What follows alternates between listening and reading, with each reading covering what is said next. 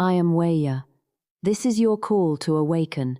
You are not here by chance. Something is already moving. We continue. There is a moment when life does not fall apart, but quietly stops making the same sense it used to. You are still living it, still moving through it, still responding to everything as normal, but something inside you begins to notice. A quiet misalignment. Not dramatic, not emotional, just subtle, like something is slightly off in the way life is being valued. The things you once gave your full attention to don't always feel as real anymore, and yet you continue anyway, because life does not pause for inner shifts.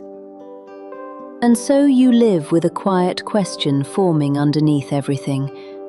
Why does so much of this not feel fully real anymore? And once that question appears, it does not leave. Because it is not a thought, it is a shift in perception beginning to awaken inside awareness itself. These words are attributed to Yeshua, preserved in the Gospel of Matthew. Again, the kingdom of heaven is like a merchant seeking fine pearls, who, when he found one pearl of great value, went and sold all that he had and bought it. Matthew 13:45-46. And in the Gospel of Thomas tradition, also attributed to Yeshua, saying 76, the kingdom of the Father is like a merchant who had a consignment of merchandise and found a pearl. That merchant was prudent. He sold the merchandise and bought the pearl alone for himself. Gospel of Thomas, saying 76. Two transmissions, one outer teaching, one inner saying, both pointing to the same recognition that value is not always learned. Sometimes it is seen.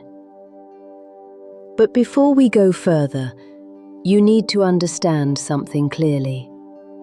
The merchant in this story is not someone you are watching. He is something happening inside you. He is the part of awareness that assigns value to everything you experience, every moment, every choice, every direction. There is a quiet evaluation happening. This matters.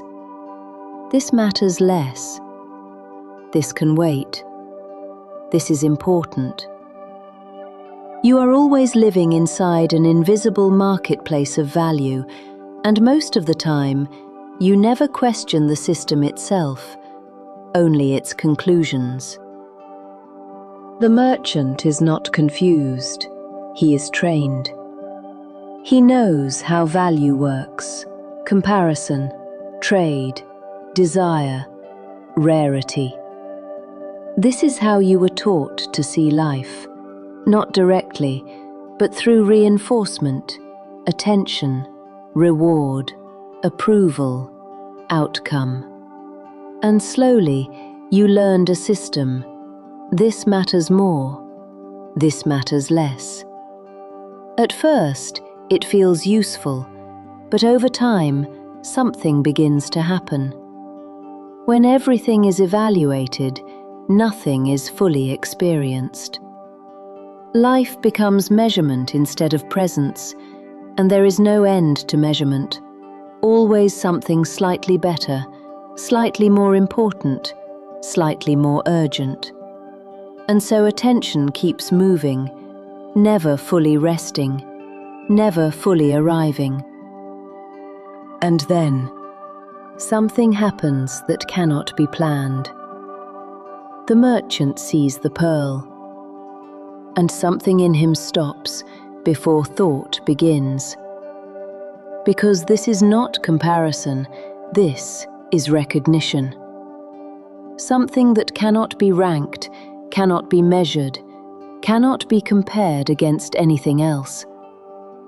And in that moment, the entire system of evaluation collapses, not violently, but silently, because it no longer applies. And for the first time, the mind cannot continue its usual process, because there is nothing left to compare it to. So it becomes still. And in that stillness, clarity emerges, not as thought, but as knowing.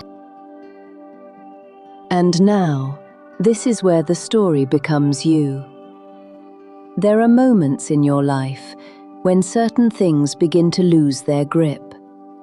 Not because you rejected them, but because something inside you stopped investing in them the same way.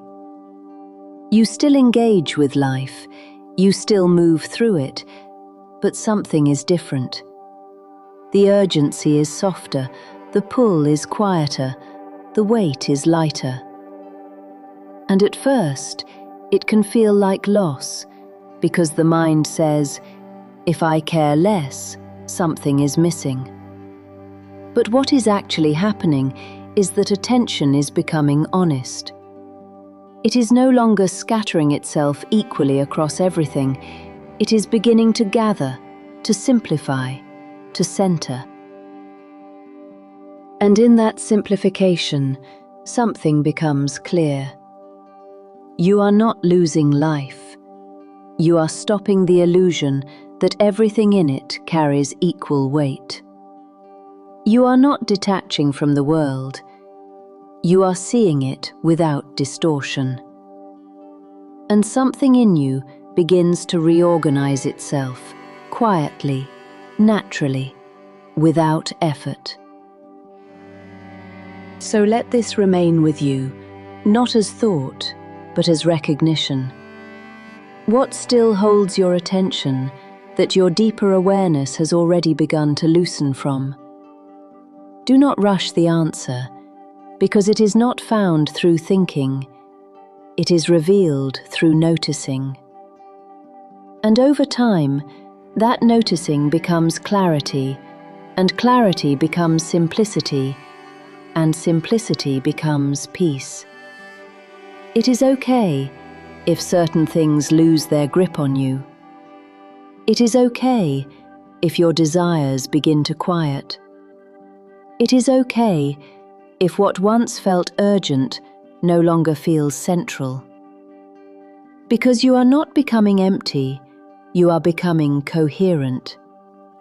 And coherence is not loss, it is alignment.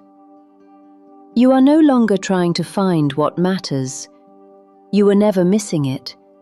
You are only learning how to see it.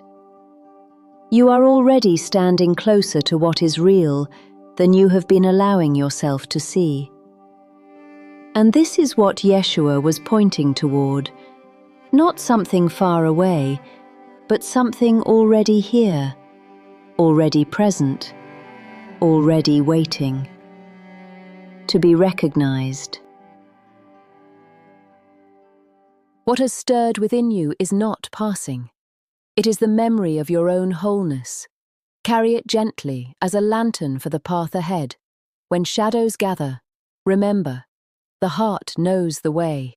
If these words find you, stay close, not as a follower, but as kin in the unfolding. Until we meet again, rise in wisdom,